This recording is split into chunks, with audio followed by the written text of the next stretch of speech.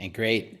Zach Miller again, editor-in-chief at Tearsheet and moderator for this great Big Bank Theory conference where we're combining both embedded finance with our Challengers conference as well. So really talking about banking from both sides. Next up, we have a session with two speakers, Arcady Lapiro, CEO and founder of Agora Services, and Karen Jeffley, who's co-founder of Menta, talking about banking the underbanked via an embedded platform. So let's bring you guys both up.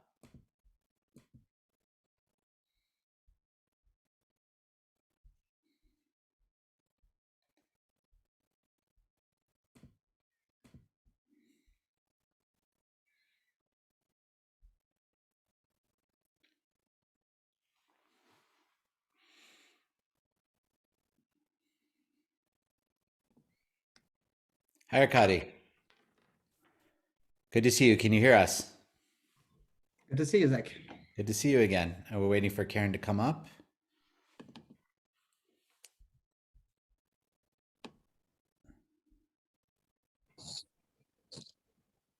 Hi. There she is. Hello. Nice to meet you for the first time, Karen. Nice to meet you too. We'll start with you. What need did you see that prompted you to start Menta? Maybe let's start with what is Menta and talk about the need. Okay, we're a fintech company. I'm the co-founder. I've been in compliance, operation, and strategy for over a decade. We saw the need because we doing our due diligence from our own personal experience, identified that over 60 million adults don't have access to customary lending products, and then a quarter of the adults in the U.S. are underbanked. So we felt that we could provide something for the people. Got it. So let's talk about how Menta is different from, I guess, existing solutions out there and what you propose as the value proposition to your users. Sure. So we're different because we understand the space. We come from the space. We've had experience being underbanked ourselves, and we know we've gotten ourselves out of the that percentage per se. And so we're different because we know what to bring to the community to truly serve them and not take from them. So what we are doing, we're bringing, we're coming with a mission. Mm-hmm. We offer CBL, which is credit builder loans that help build credit and educational components that teach financial literacy. And we support, and we also support the credit builder process with that. We don't just throw people out there. We aim to, for our customers to have a life-changing experience with Menta. Great. When did you start the company? We started the company actually a year ago. Mm-hmm. I believe it was June of 2020. Right, smack dab in the middle of a crisis. Absolutely. No better time to start something new, right? Absolutely. Right. Arcady, I want to throw a question over to you. And of course, Agora is the banking as a service platform that Menta launched off of. What trends are you seeing in BaaS, and what excited you about working with Karen and her team at Menta?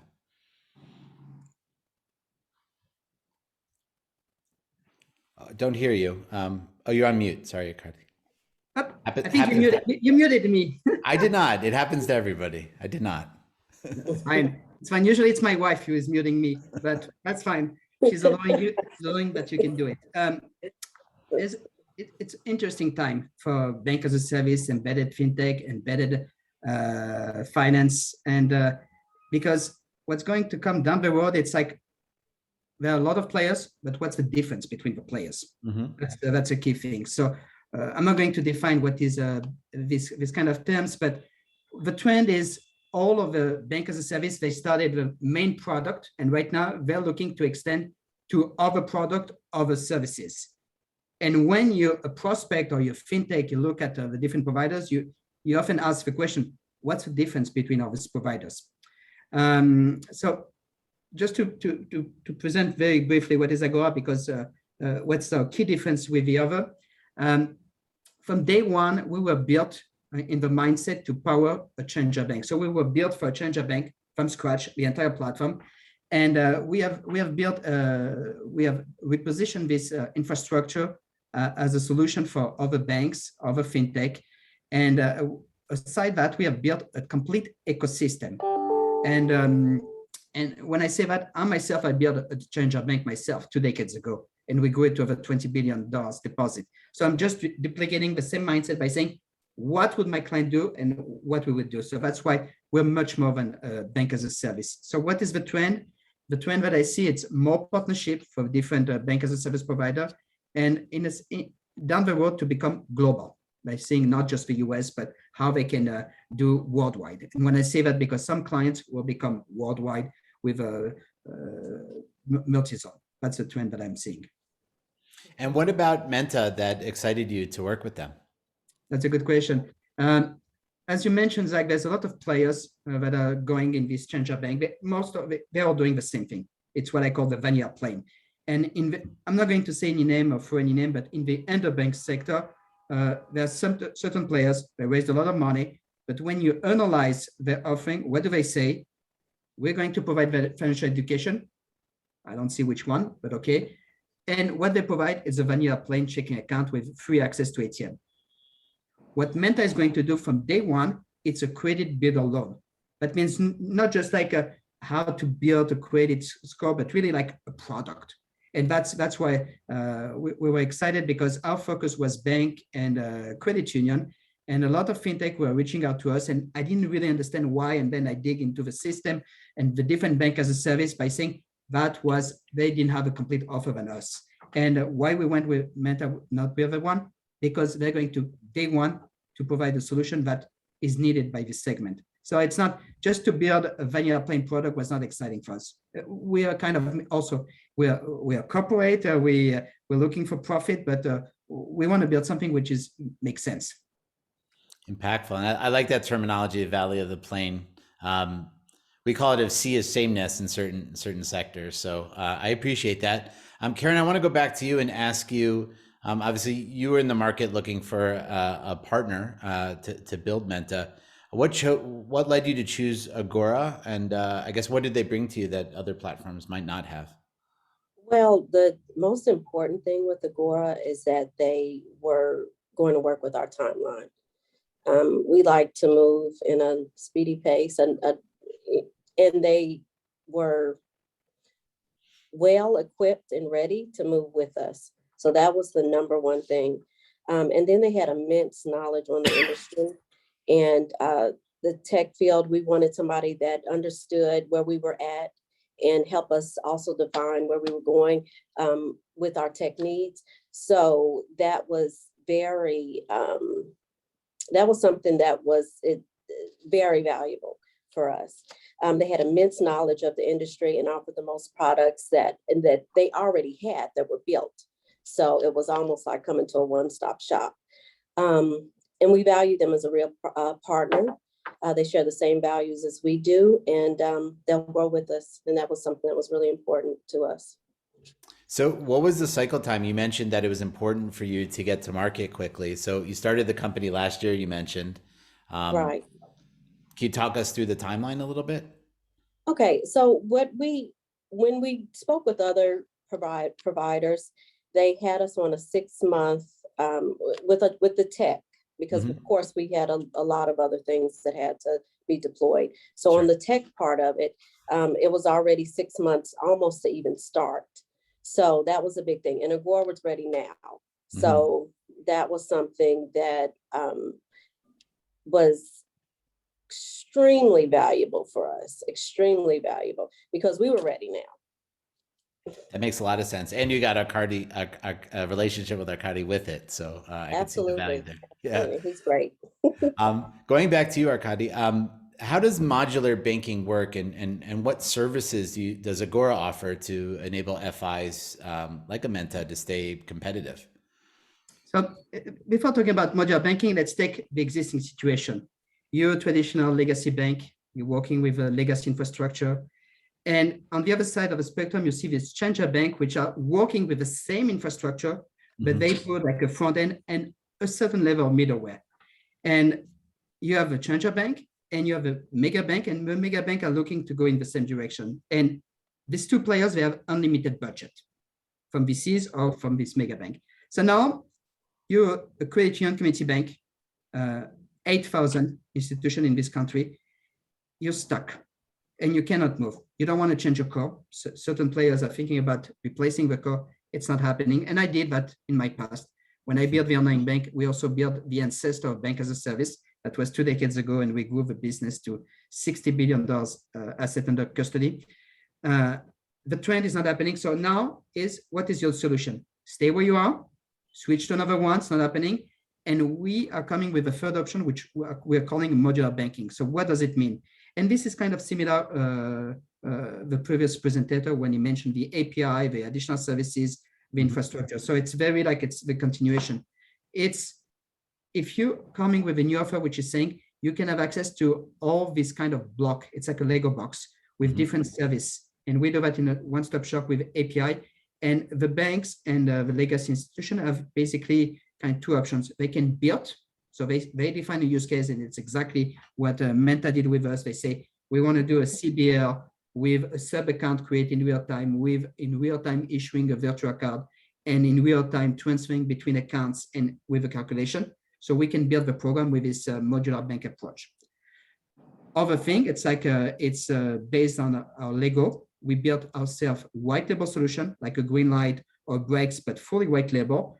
And today and next year, we're launching a senior account, and they can launch. So what is modular banking? It's a new way for legacy institution or even challenger bank to build whatever they want. Sky is becoming the limit. Amazing. So I one of the reasons I was excited to talk to both of you is to have both the provider and the brand speaking about what it's like to work together. Can you talk about how you designed the roadmap together, and what were maybe some of the key milestones along the way? Sure. First, we had to understand our strategy and our big picture and end goal. Of course, putting together compliance, different things like that. And we worked with Arcady on the roadmap, and he can kind of. Yep. So there are different key components in the roadmap. One, it's like the viability of a project, not just we need ourselves as a bank as a service provider to check the metrics make sense, the strategy makes sense, because I don't want to launch a product that when I'm saying to power a product that I don't believe in. So we needed to check the business model. That's one. Two, I say previously, sky is the limit, but there's always a limit, the sky. And when I'm saying that, it's like a client can say, I want that, but it has to be realistic, not just on the numbers, but also on the tech side. So when I'm saying that, we needed to understand exactly the use case and to help the client to build it. So when I mentioned, for example, the CBL, it's real-time onboarding, real-time creating of a sub-account, to put the right calculation method to move money and to unlock a credit with a virtual card issuing. So that's what I'm saying. Like the key piece is the compliance, the onboarding compliance. So we are working with a BIN sponsor. So we have to be sure that our client will comply with the requirement from our BIN sponsor. So that's a long process. It's mostly the longer thing, and that's also a key piece for Agora, because we're helping our client in this process. So we went through a process of being vetted ourselves. So we're helping our it's called B2B client. So that's a key thing. And finally, it's like over to implement the process with our client on the back office, the cash flow management, the risk management, the AMR process, et cetera, et cetera. So there's a business review, tech review, compliance review, and then operational review. So it sounds almost like what you're saying, Arcady, that you're ready to move faster than maybe there's some other gating factors in there, like the BIN sponsor, huh? Listen, the BIN sponsor, it's everywhere the same thing. The BIN sponsor is always time consuming, and you can say that you streamline the process with any BIN sponsor. The reality is each, let's call B2B client, or each final product is a separate product. So it has to each time to go to review, unless when I mentioned that the white label product, the teen account and the SMB, it's a one-time review and that's it. So we can deploy that in 5 weeks. Any other project, fintech, it takes a certain time because of this compliance piece. We can go on the tech side, everything is live. So that's just the other part. Got it. That makes a lot of sense. Karen, I'd like to go back to you. Can you explain the idea of a super app and what we can expect to see in 2022? Sure. So a super app would basically be centralizing all of banking needs into one application where people can go to if they need credit builder or if they need a business account or personal account. And actually, I'm kind of stepping ahead of myself because that is something that we will bring in 22 is the business account. So initially it'll be the consumer account, but what it does, it encompasses every banking need that we need. Sure. And essentially building a one-stop shop with a multitude of products for our consumers. I'm sorry, I didn't mean to cut you off. Please Sure. go, Karen. Yeah. Sure. For 2022, we'll be focused on our whole financial wellness with moves in crypto, foreign exchange, lending, merchants and marketplace, financial education, and again, the business banking, inclusive of consumer and business. Wow, that's ambitious. That's all in 2022? Absolutely. Wow. And that's the goal. And is the idea within the super app to have all sort of Menta / Agora products within that, or are you looking from a marketplace model and bringing other services in as well? Right now, we're just working with Agora. Okay, that makes sense. I'd like to go back to you, Arcady. You've been in this business a long time. I really appreciate your perspective. How will embedded banking change the way FIs and fintechs work together over the next few years? So I'm going to say something which is everybody heard the same thing, which is there's an amazing opportunity for competitors to become partners. So when I'm saying that, you have financial institution, fintech, down the road, everybody will say that. But that was kind of almost like a gimmick to say that, but today it's becoming a reality. So the time, my belief personally, that the time that the pure competition is becoming the pure partnership. And especially at this time of the cycle, I think that fintech is becoming super mature. Banks, the mass market of a bank, regional community bank, are becoming also mature to partner. And this is related to the budget constraint and the legacy infrastructure constraint. So the mass of this financial institution, today they finally realize that there's an opportunity. So my bet, it's not going to become just embedded banking. For me, it's going to become broader than that. It's going to become embedded banking, embedded insurance, embedded everything. And when I'm saying that, there are going to be also cell phone offering, travel booking offering. So Chase bought a travel booking company. Revolut added a feature. And so for me, it's going to become really like embedded everything. And there was a news, I think it's not, again, in the media, but even N26 announced for Brazil, they don't qualify themselves as a fintech, but as a fincare. So there's another word. And they're going to launch a kind of product around it. So for me, it's like it's a tremendous time to be a B2B provider around bank as a service, embedded fintech, embedded finance, because there's going to be more and more need by a larger market, which is the traditional financial institutions. Got it. Karen, I want to go back to you. Having just gone through this process with Agora, and as you approach going big with Menta, were there some things, I guess, looking back on the process that I guess were surprising, or something you learned or you would have liked to have done differently? Any advice, I guess, maybe to other entrepreneurs out there having just gone through this? Yes. Don't get discouraged. Continue to look for different avenues to try to get what you're trying to accomplish, because there's a lot of mom and pop places out there. There's a lot of other services like Arcady, who had already created a space for what we were looking for, which we had no idea about. And had we not, actually he was referred to us, but had we just given up when we were calling the different banks and we were getting a different timeline and a lot of things, then we could have been really, really discouraged. So I would say just continue to look for what it is you're trying to accomplish. And if you run into any roadblocks, just stay focused.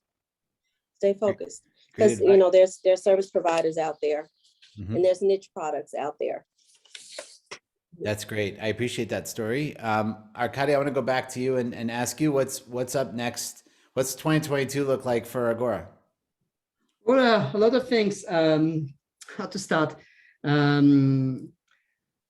So we're going to announce additional partnership with certain codes. So on our white label product, we're already live on Finastra. So we're starting the process with them. We vetted with another big core that we're going to integrate with them. We're going to launch the elderly product. We're going to add to our platform. So for Menta, they will use it, but we're pending integration with a crypto, trading, FX feature. But once again, whenever we're launching things, we're trying to be kind of different. It's not just, I'm giving an example. There's a trend about crypto. A lot of banks and credit unions are looking to deploy it. What are they going to deploy? Buy, hold, sell. So what's the added value at the end? Because you can go to Revolut, Coinbase, Gemini, things like that. The better user experience will be the same. What is the added value is if you provide additional services like wealth management, collateral, lending, and this is what we're going to plug. So once again, it's like to go wherever the market is going just by copying it, it's not going to be enough. So other things that we're going to announce, it's things outside of the US.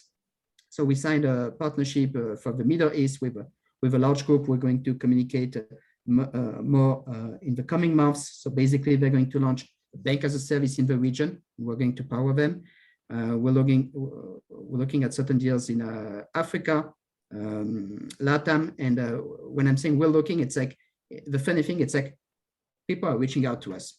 Our focus was US credit union community banks, and now we're receiving a lot of calls from fintech in the US, outside the US. So 2022, very exciting. And I want to ask you the same question I asked Karen just a minute ago. Having gone through this, both building your own challenger bank and now building the platform, what kind of advice would you give to entrepreneurs that are out there looking for a platform? Think outside of the box. There's always people are looking they look at the market, they see one thing. You have to think different, think outside of the box. So when I'm saying sky is the limit, there's always a limit, but really like be bold, imaginative, don't take a no for a no, always push the walls. Right. Move fast and break things. Yep. Okay. This was a great conversation. Karen, did you have something to add or? No. Well, I want to wish you good luck. Taking Menta to the masses, and Arcady, I know we've spoken a few times, and wish you good luck as well building out Agora and landing all of your new clients and new products in 2022. Thank you guys for joining us at the Big Bank Theory. Happy Friday, happy Saturday. You will. Bye-bye. Bye.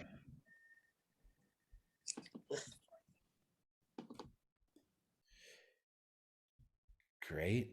So that, I think I brought Arcady off. Yes. So thank you to Arcady and Karen. That was a very interesting session. So we're right now at lunch break. We're going to break until 1:45. So that gives you time to eat or to do some other things, whatever you'd like to do. Hydrate. We will be back for the second half of the day. The back nine is just as interesting as the front nine. We've got Shane Holdaway from Mission Lane, John Jordan from Bank of America talking about the reskilling of their workforce. We've got Lilak Bar David from Lily, which is a challenger bank focused on freelancers. David Donovan from Publicis Sapient, one of our sponsors who heads financial services practices and the practice in America, talking about the growth of crypto and DeFi. And then right before the awards program, we have a great panel, Diversity and Inclusion and the Impact on Consumer FinTech Innovation. That'll be with Anthemis, First Boulevard, and Daylight, two niche banks and an investor who invested in both companies. I'm very excited for the rest of the roster this afternoon. And then at 4:45, we'll have the Challengers Award program. So see you in an hour and 5 minutes, and we'll see you then. And I'll leave this open so you don't have to close and come back.